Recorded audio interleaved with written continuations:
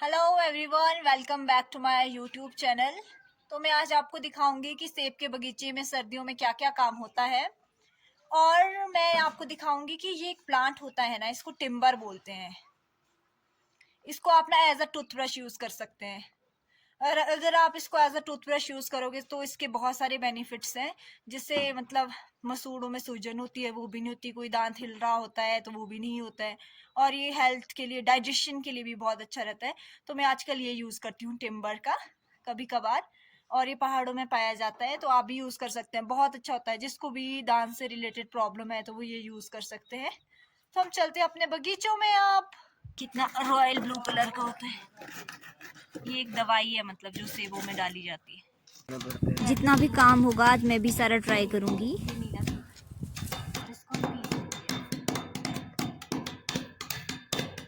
Hello guys. इसको हम डालेंगे उसके साथ। ये देखो, ये एक होता है ना सिलबट्टा, इससे पीसते हैं। अठरा बोलते हैं हमारी लैंग्वेज।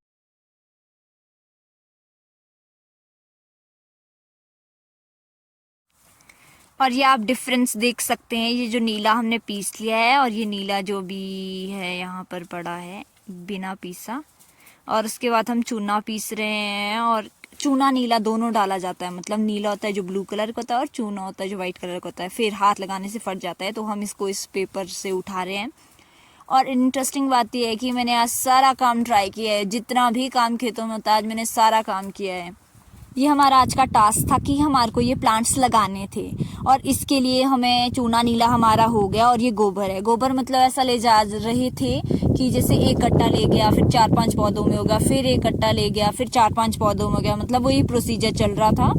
कुछ मैं लेकर गई, कुछ जो वर्कर्स लगे थे कुछ वो लेकर आए, तो ऐसे ही चला था। उसके बाद ये गड्ढा गड्ढा होता है कि जिसमें हम एक्चुअली वो प्लांट, इसमें हम एक्चुअली जो वो प्लांट होता है उसे प्लेस करते हैं, जहाँ मतलब उसे एक्चुअली लगाया जाता है। इसका भी लेंथ ब्रेथ होता है। इसकी जो डेप्थ होती है वो होती है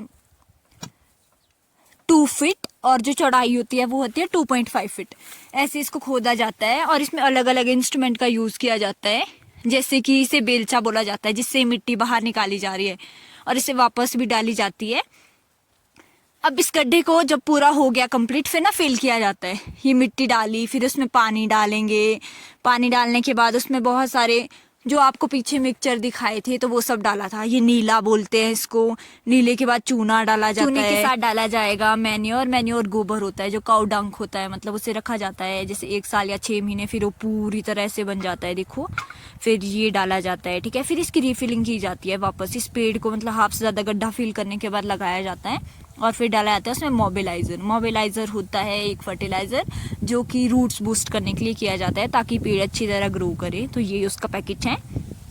उसके बाद इसके लिए एक प्रॉपर बेड बना देते हैं। जैसे कि आप देख सकते हैं, इस पूरे पेड़ को जो प्लेस किया है यहाँ पे पूरा बेड बना दिया है। और ये 2 रहे सुपरवाइजर, और बाकी आप नीचे देख सकते हैं बादल और सूरज।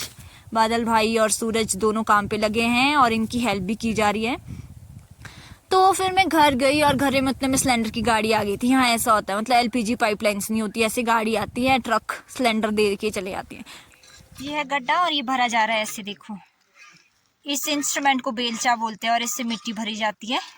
पहले मिट्टी खोल के बाहर निकाली जाएगी 2 फुट 2.5 फुट के गड्ढे से, 2 फुट गहरा और 2.5 फुट चौड़ा। फिर वापस भरा जाएगा हाफ। फिर उसके बाद इसमें बहुत सारे फर्टिलाइजर्स डाले जाएंगे, चूना नीला मोबिलाइजर।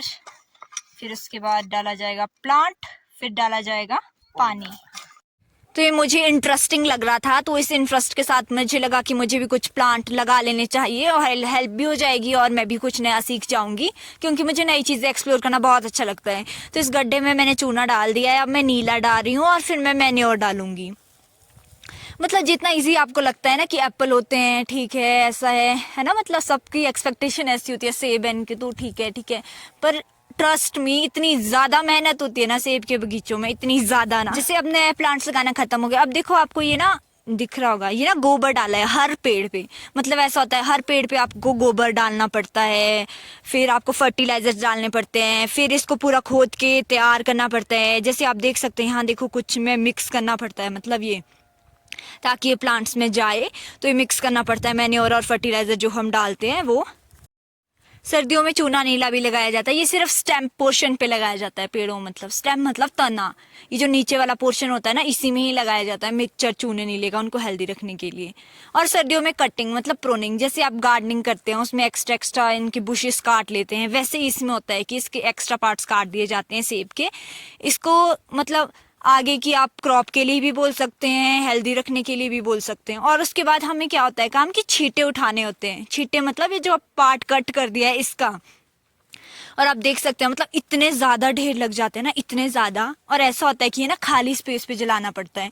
इसको आप ऐसे भी नहीं जला सकते कि आप कहीं भी लगा दोगे तो जो पेड़ होते हैं ना वो भी सूखने लग जाते हैं। इसको बोलते हैं आंशु। और इसको ऐसे खींचते हैं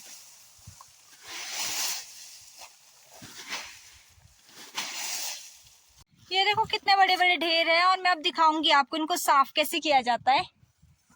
अभी देखना आपको, ये अभी देख रहे हैं, आफ्टर बिफोर दिखाऊंगी। तो ये बिफोर है, अब आफ्टर सिनेरियो दिखाऊंगी आपको।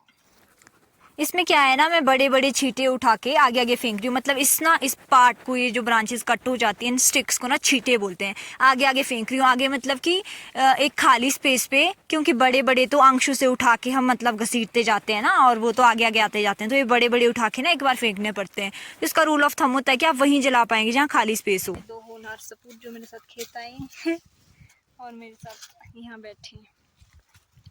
थक गए हम काम करते करते, है ना? थके कि नहीं थके? थके। और इसको तो ना मौका मिलना चाहिए बस। इसकी हरकतें देखो जरा। इस इंस्ट्रूमेंट को बोलते हैं दराट, जिससे कि बड़े बड़े जो छींटे होते हैं, मतलब ना बहुत सारी ब्रांचेस भी काटी जाती है ना, तो उसके ना पीसेस किए जाते हैं ऐसे छोटे छोटे, और इसको लकड़ी के लिए यूज़ किया जाता है। मतलब दराट से काट कर इसके वो बनाए जाते हैं। आपको पता होगा हमारे घर में तो चूल्हे जलते हैं ना सभी के, तो उसमें वो चूल्हों में मतलब उन लकड़ियों का इस्तेमाल किया जाता है। इस व्लॉग को देखने के बाद ना सबके मन में आ रहा होगा कि पेड़ क्यों काटते हैं, अच्छा होता है। जैसे गाइस आप लोग गार्डनिंग करते हैं, ये भी एक उसी तरह का पार्ट है। बहुत ज़्यादा बर्फ़ पड़ती है यहाँ, तो बहुत सारे पेड़ तहस नहस हो जाते हैं, टूट फूट जाते हैं मतलब बर्फ़ से। ये इसलिए भी किया जाता है, और इसमें कुछ नेचर को कोई हार्म नहीं होता है। मतलब हम पेड़ों को प्रोटेक्ट करने के लिए बोल सकते हैं आप, या नॉर्मल ये भी एक गार्डनिंग का पार्ट है, उसी लिए करते हैं। Trust me guys, this is real struggle. आप देख सकते हैं, ये देखो और ये देखो, इतने बड़े बड़े ढेर लग गए ना, मेरा काम करने का मन ही नहीं कर रहा है। Thank you for watching my vlog. Hope you enjoyed it. Please like, share and subscribe my channel and take care. Bye bye.